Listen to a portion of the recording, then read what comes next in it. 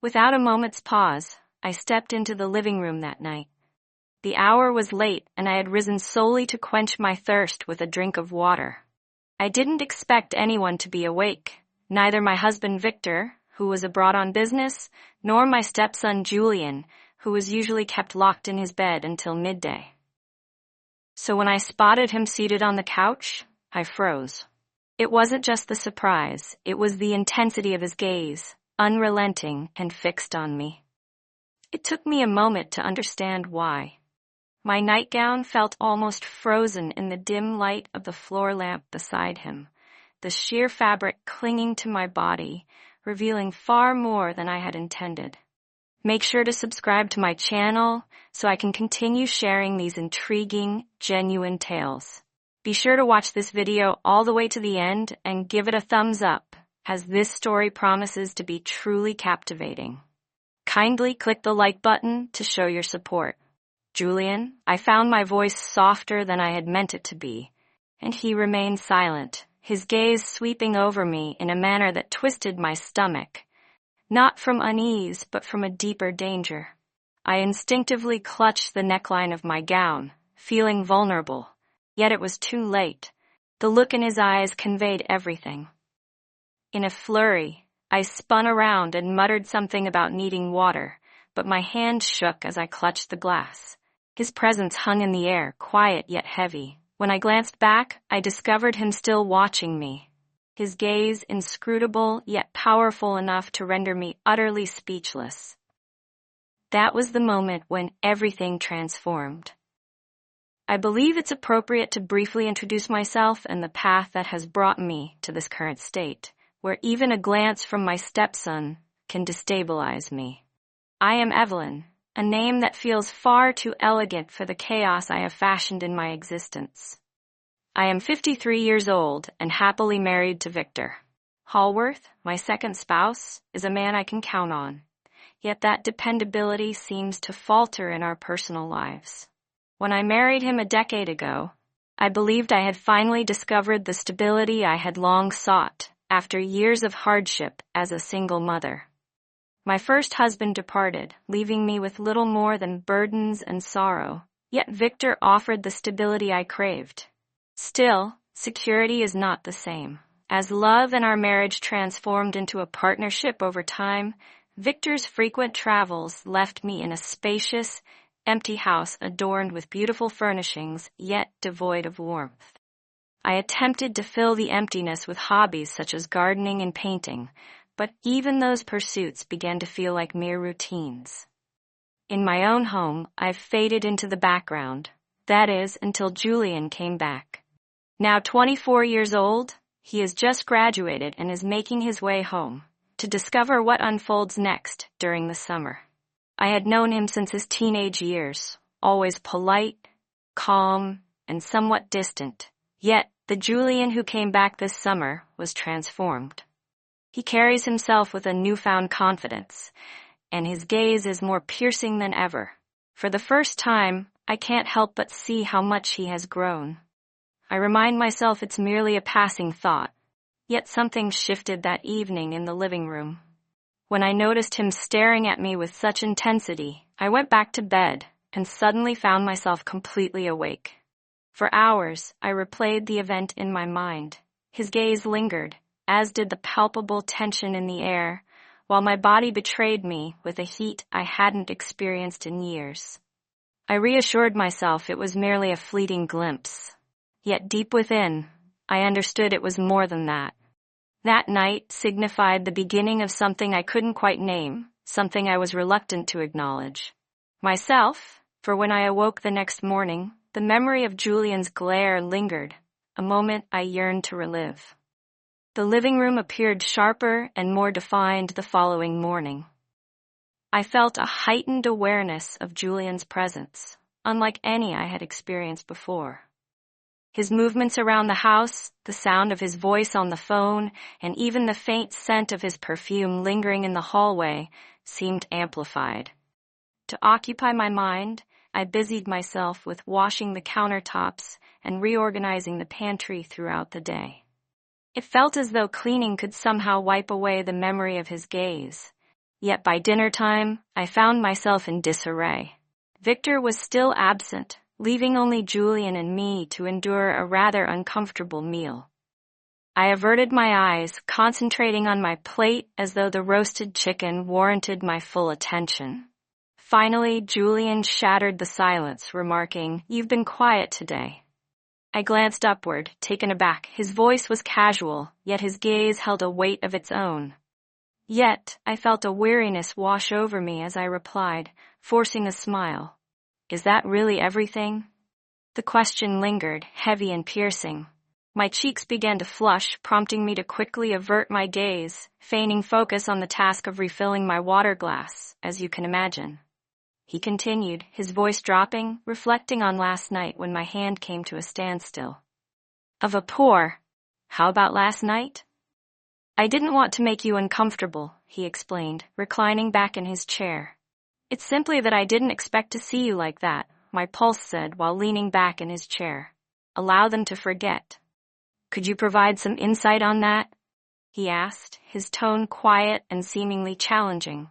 I was unable to reply. Instead, I rose swiftly and collected my plate. "I will organize things neatly." The sound of his chair scraping against the floor echoed in the quiet as he rose and trailed behind me into the kitchen. "Evelyn," he said, lowering his voice as he approached. I turned to confront him, gripping the plate tightly as if it were a protective barrier. "Julian, please halt." He paused, his face revealing nothing, then gave a nod and stepped back. "All right, I will pause for the moment." The calm and assured manner in which he spoke sent a thrill down my spine. The subsequent days demanded a careful balance. Julian neither pressed forward nor retreated. He lingered perpetually, skirting the edges of my universe, watching and anticipating. One evening, a storm rolled in, extinguishing the electricity. Victor remained in New York. As the rain pelted the windows, the mansion loomed large and desolate. I lit candles in the living room, their flickering flames casting a soft glow. Yet the comforting warmth did little to ease the palpable tension that simmered between Julian and me. "Are you all right?" He entered the room and inquired. "Are you all right?" I replied, placing a candle on the coffee table. He settled onto the sofa, his posture relaxed, yet his eyes remained sharp, tracking my every movement. "You don't seem to be all right," he observed. I let out a sigh and took a seat opposite him. "The storm is all that exists. It makes the house seem lonely," he murmured gently. "Loneliness is not a necessity." My breath caught in my throat, yet I forced a laugh, dismissing his remarks with a casual shrug. "You've been reading too many dramatic novels." He didn't share in the humor. Instead, he leaned in closer, his elbows propped on his knees. "Evelyn, we know what this is." My heart raced in response. "What precisely? Is this what you're referring to?" He responded, gesturing back and forth between us. "Your gaze does not go unnoticed. Look at me and I know you've noticed the way I gaze at you. I am not a child, no longer." I rose abruptly. This conversation is over. I began to walk away, yet he extended his hand. He gently took hold of my wrist. The touch was electric, sending a jolt through my entire being. "Evelyn," he murmured softly, his gaze locked onto mine. "Do not walk away." For a while, I remained paralyzed, caught between every instinct screaming at me to escape and the obvious pull that held me in place. "Please," he said, his voice shaking just enough to reveal the vulnerability underneath his bravado. That was the moment that shattered me. I settled back into my seat, my heart racing as he let go of my wrist. The atmosphere around us felt heavy, charged with an unnameable tension. I whispered, "This is dangerous," and he responded with a calm demeanor. At times, embracing peril can lead to remarkable outcomes. Initially, there was hesitation, a struggle between desire and limitation that we could no longer endure. It unfolded in the soft flicker of candlelight, the storm outside drowning out our breaths. When it concluded, I found myself nestled in his embrace, gazing at the dancing shadows above. I whispered, "It will not happen again," my voice barely a murmur. "Why not?" he asked, he asked, his voice steady and assertive. It is simply not right, explained, pulling back. Oh, due to Victor. Victor is not worthy of you.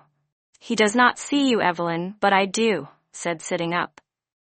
His remark struck me deeply, rendering me momentarily speechless.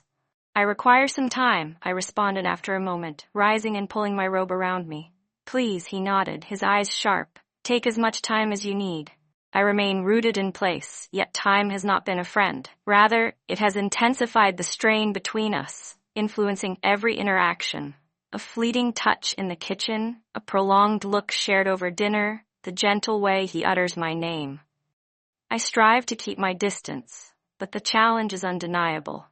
Ultimately, Julian had taken over my mind, and each time I heard his footsteps in the corridor, my heart raced. Then one evening, Victor called, saying, "I'll be home tomorrow," he added. His voice was resolute, and the weight of his words sent a jolt of fear coursing through me.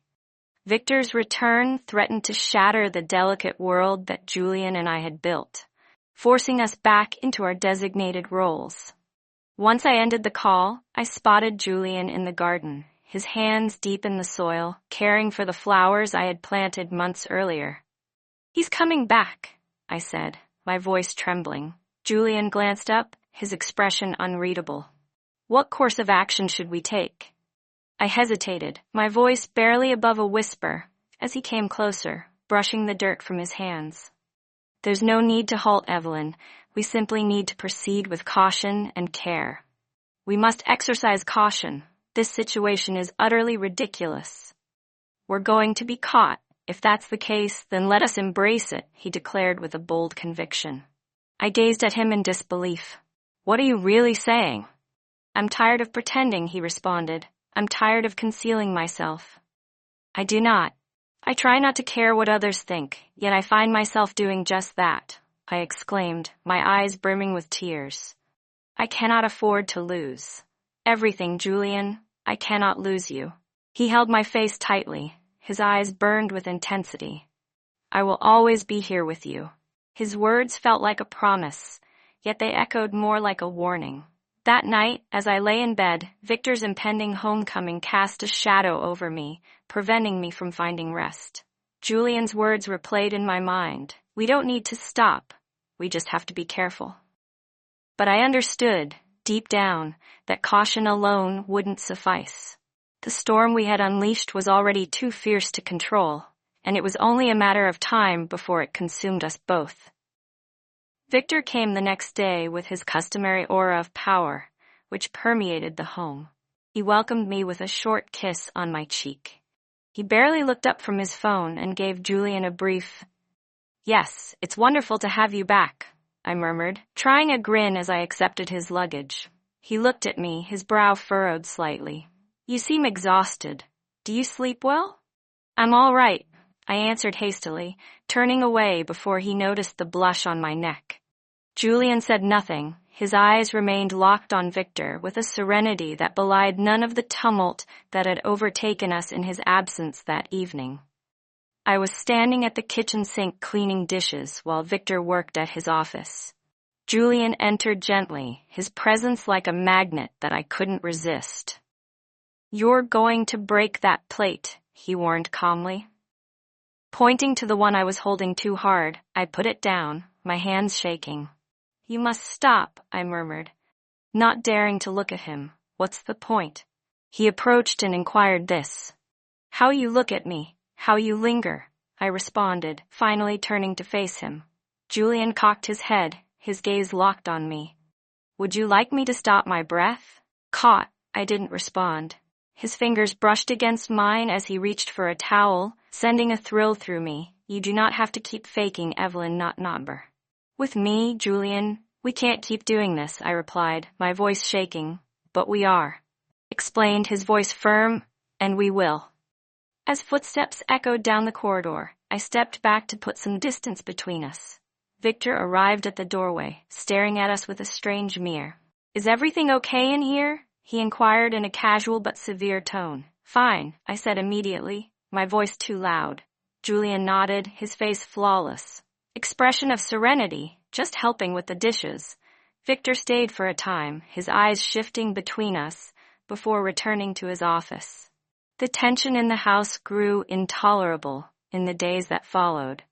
Victor's presence served as a continual reminder of the border Julian and I had crossed, but it also enhanced the excitement of every stolen gaze and whispered word between us one evening. Victor mentioned that he had brought an old buddy to supper. He poured himself a glass of scotch and introduced himself as David. Caldwell, do you remember him, Evelyn? I nodded, but the name made me feel uneasy. David was an investigator, sharp, clever, and way too perceptive for my tastes when he came. His handshake was solid and his grin was pleasant, yet canned. Discerning as we sat down to supper, I felt his attention on me many times. Lingering just a little too long, David looked around and commented, "This is quite the house. Victor always had a penchant for the finest things." Victor chuckled. "It helps to have a woman who understands how to make a place seem like home." I faked a grin. My stomach tightened as David moved his eyes to Julian. "And you," he said, leaning back in his chair. "What are your plans, Julian? Are you following in your father's?" Footsteps. Julian shrugged in a controlled tone. "I am still finding things out." David's smile did not reach his eyes. "Smart? There's no need to hurry into anything." The remainder of the evening was unremarkable, but I couldn't escape the sense that David was watching me study the dynamics of our home with such accuracy that my skin crawled that night. I discovered Julian waiting for me in the garden, his silhouette just discernible in the moonlight. "He knows something," I muttered as I wrapped my arms around myself. Julian asked in a calm tone. I nodded. "I can sense it by the way he stares at us. It appears like he is putting parts together." "Allowing him," Julian replied, moving closer. "He does not have anything on us. But what if he discovers something?" I muttered, my voice shaking. "We'll handle it together," Julian replied, caressing my face with his fingers. The following day, the course of events unexpectedly changed. I was in the study, going through a stack of mail, when I came across an envelope addressed to me in unusual handwriting. Inside was a single sheet of paper with a written note. "I understand. What you've been doing is meeting me at the restaurant on the 5th at 8 p.m. Tonight, come alone." My hands trembled as I reread the message. It was not signed, but I didn't need to know the sender. Identity, something wasn't right. Victor's words shocked me, so I hastily folded the paper and slipped it into my pocket. "No, nothing," I said. Trying a grin that evening, I informed Victor that I was meeting a buddy for coffee. He barely looked up from his laptop as I left.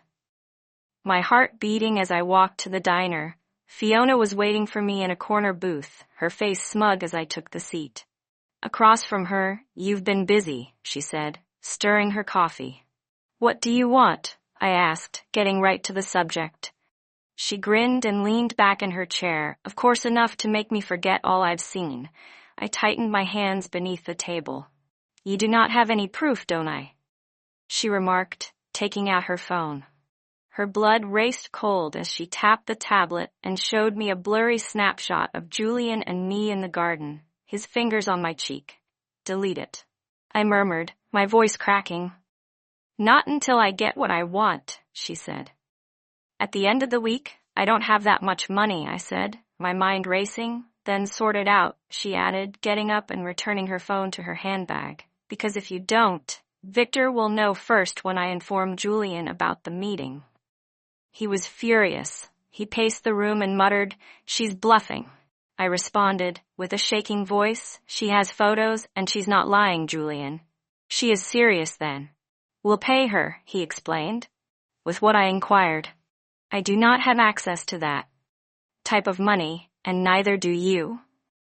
His jaw tensed, and his eyes darkened. "Then we'll find another solution." Over the next 3 days at home became increasingly tense. Victor appeared unconcerned, but David's presence loomed like a thundercloud. One afternoon I overheard David and Victor conversing in the study. David saw something wrong with Julian. "If I were in your shoes, I would closely monitor him," What are you trying to get? At Victor's, his tone was suspicious. David hesitated. Just a sensation, call it. Professional intuition. That night, Julian entered my room, his countenance stern. He remarked, "We can't keep this up." "What do you mean?" I inquired, my heart sinking. "This house, this circumstance is too risky," he explained. "We need to go," I repeated, astonished. He nodded. "It's just you and me. We can travel far away and start afresh." "Julian, that is insane," I said. "We can't simply disappear." "What's insane is remaining here pretending everything is positive when it isn't," he said, his voice rising. I shook my head, tears filling my eyes. "Julian, I can't just walk away from Victor.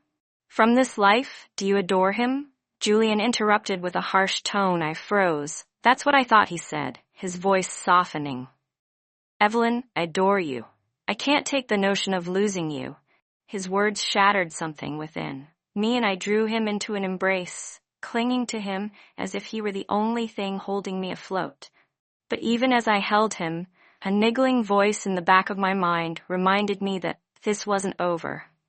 The storm was still approaching, and when it arrived, it would leave nothing undamaged. The next day, everything began to crumble faster than I could control it. Julian's desire to go together played in my head, but no matter how much I wanted to give in to the idea of fleeing seemed unattainable. Victor remained inattentive, engrossed in his job, but David's presence lingered like a shadow. And Fiona's demands became increasingly intense that morning. While I sipped my coffee in the kitchen, Victor entered, dressed sharper than usual in a cut blue suit.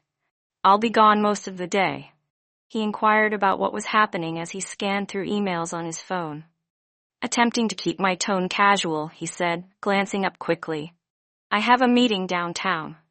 David is going with me. Something about loose endings." The words, "loose ends," gave me a chill.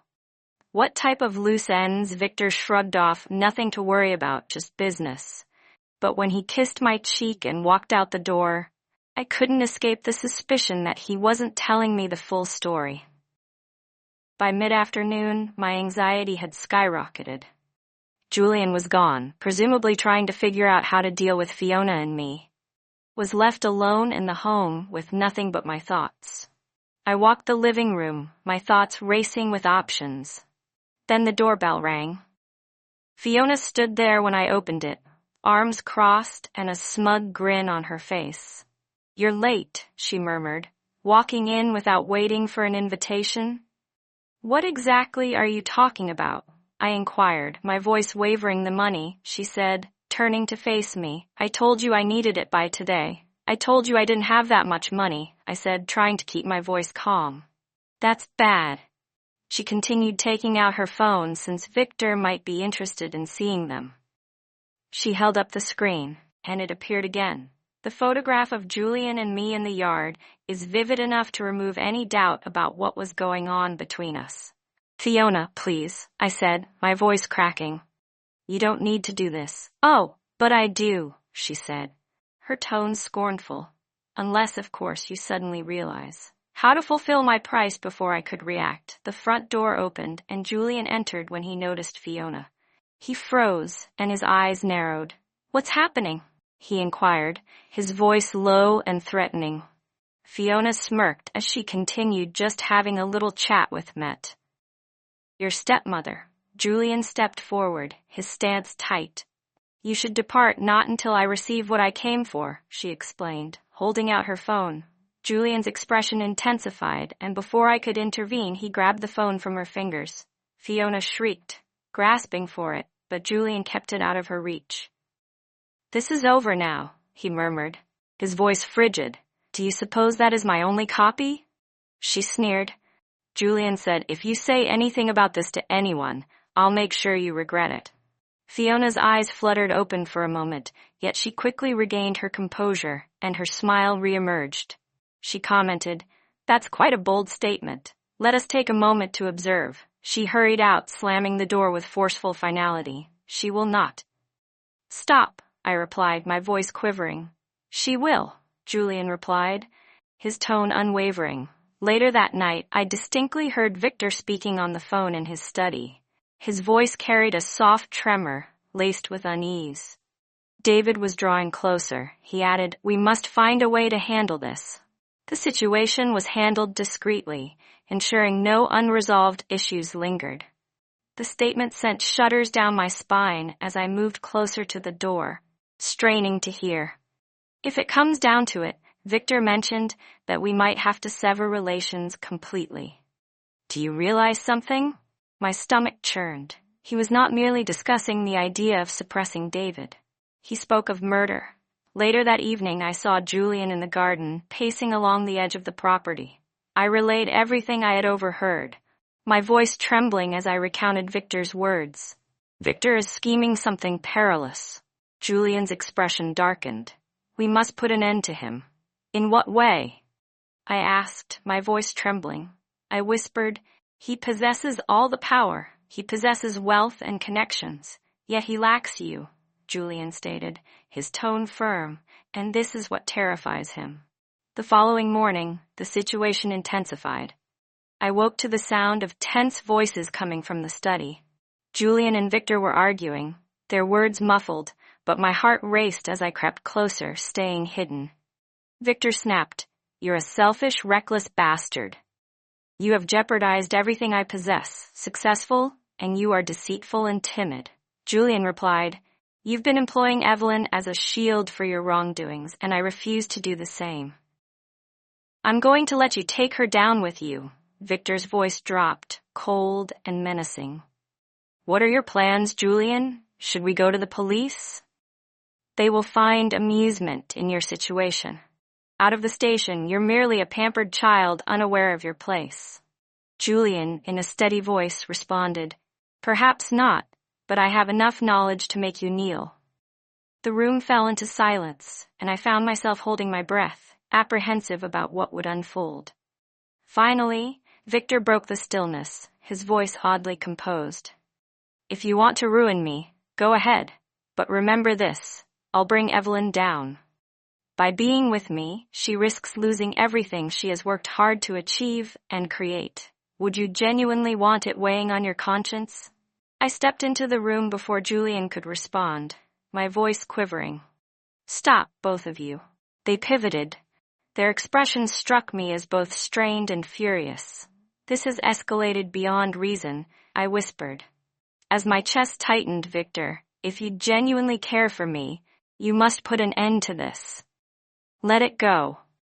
Victor chuckled while Cruz, worried about you, urged you not to deceive yourself, Evelyn. You are just one more participant in this intricate game. Julian moved closer, his fists clenched, but I stepped in between them and shouted, "I won't allow you to destroy one another," to which Victor responded with a scoff. "Do you think you can put an end to this? It is now too late." That evening, Julian and I came to a decision. We must depart. He pressed on, his voice unwavering. "There is no alternative." I nodded, my heart heavy. "But what about Victor?" I inquired. "He will pursue us." "Let him," Julian stated. "We will vanish, and he won't be able to reach us." Victor strode out, his expression twisted with rage as he approached us, demanding to know where we were headed. "Let us go, Victor," I urged, my voice trembling. He chuckled, shaking his head. With a sense of bitterness, "You believe you can just turn your back on this." Julian stepped forward, his stance rigid. "It's over, Victor. It seems you have faced defeat, haven't you?" Victor spoke, his eyes locking onto mine. "Evelyn, you have faith in his ability to keep you safe. He's a young lad putting on the guise of a man. He will abandon you when the going gets tough." "That's it," Julian replied, his voice steady. Victor scoffed, "You are nothing, Julian, and she will realize it soon enough." Victor had the ability to respond. Julian took my hand and pulled me toward the car we were about to depart in. He stated that Victor did not. He stood there, his demeanor a mix of gloom and triumph, as if victory was already his. We journeyed for hours, the atmosphere charged and oppressive. The feeling lingered that Victor still had unfinished business, and that he would somehow ensnare us once more. As we pulled into a serene hotel on the edge of a small town, Julian turned to me with a grave expression. "We'll work it out," he said softly. I nodded, yet the burden of everything we had abandoned pressed heavily upon my chest. Ultimately, we were not genuinely liberated. Victor's threat loomed over every effort we made, yet when Julian pulled me into his embrace that night, whispering dreams of a future where happiness could be ours, I let myself entertain the thought, if only briefly, that we might break free from our past. Sitting on the edge of the bed, I gazed at the garish, floral wallpaper, the room enveloped in silence save for the soft hum of the motel's air conditioner. Julian lingered by the window, glancing through the slats every few moments, as if expecting Victor to appear at any second. We couldn't remain here forever. I observed, shattering the silence. "I comprehended," Julian replied. His voice was taut, a stark contrast to the calm, even stubborn demeanor he had maintained throughout the journey. Now, I noticed the cracks starting to show, the tension in his shoulders, and the way his jaw tightened with each glance out the window. He was clearly feeling the strain of our accomplishments.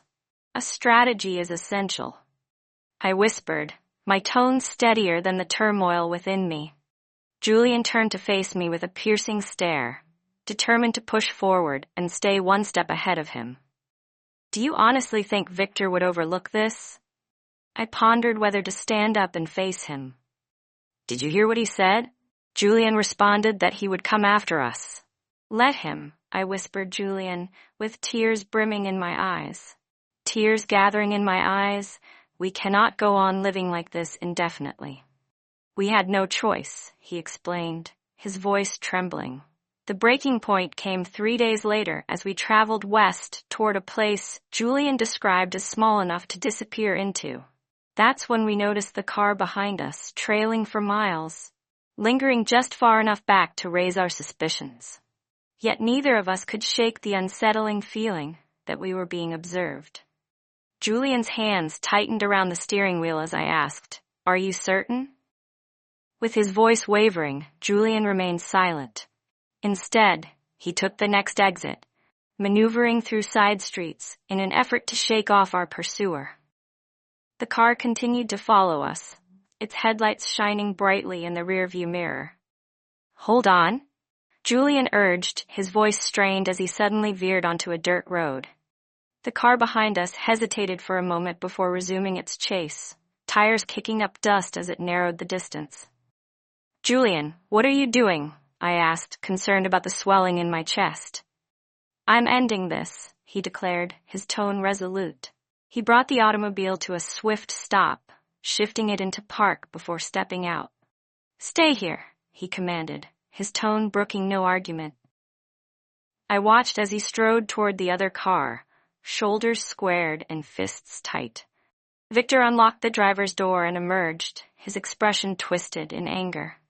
"You have some nerve," he said, his voice icy. "This marks the conclusion."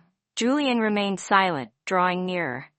With a firm stance, he reiterated, "This ends now." Victor let out a harsh, mocking laugh. "You think you can intimidate me? You have no idea who you're up against." "I'm not afraid of you," Julian said, stepping closer. "You ought to be," Victor replied. Victor pulled a revolver from his coat, causing my breath to catch in my throat. I leaped from the car, my heart pounding fiercely. "Victor, stop!" I pleaded, my voice quaking with fear. He shifted his attention towards me, his eyes sharpening with intensity. "This mess is a result of your actions, Evelyn. You are to blame." "Put down the gun," I urged, my voice quivering. "Why should I?" he asked with a hint of sarcasm. "Everything has already been ruined. What's stopping you from finishing the task?" With a sudden movement, Julian lunged forward, seizing the revolver. A shot echoed along the empty road, and for a brief moment, time seemed to stop. Victor staggered backward, clutching his side as blood began to seep through his shirt. Julian remained motionless, the rifle clutched tightly in his hands, his face drained of color. I hurried to Victor, my hand shaking as I tried to staunch the flow of blood. He whispered, his voice barely audible, "Why him?" I was unable to reply. Julian lowered the weapon, His chest heaved as he gazed at Victor. "He will survive," he whispered. At last, with a hollow tone, he said, "We must leave." I nodded, tears streaming down my face. As I helped him stand, we chose not to stay and see what happened next. We pressed on, continuing our journey into the uncertain ahead. For the first time, a flicker of hope ignited within me, suggesting that escape might be possible. Yet, beneath that glimmer, a nagging certainty lingered. It was far from over, not yet. As we journeyed through the darkness, the enveloping silence between us left us speechless. With every mile, we shed more of our former lives. The only thing propelling us forward was our promise to one another that we would face whatever came our way together. As dawn broke, we arrived in a quaint village that felt like a new beginning, yet I couldn't shake the feeling that our past still lingered. Julian and I stepped into a diner to grab some dinner, and as we ate, the quiet enveloped us. The uncertainty of the future loomed large. Then Julian's phone buzzed, and he turned his gaze to the TV, his expression darkening. It was Victor.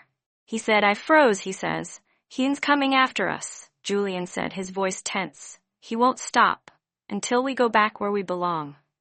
I gazed at Julian, my heart pounding. The weight of our accomplishments pressed heavily on my chest. "What happens now?" I whispered. "We keep moving," Julian stated firmly. "We do not stop. We cannot." I nodded, feeling the gravity of the situation hit me once more. But when Julian's hand found mine beneath the table, I knew we couldn't stop. Whatever happened next had to be faced together. And there was no going back.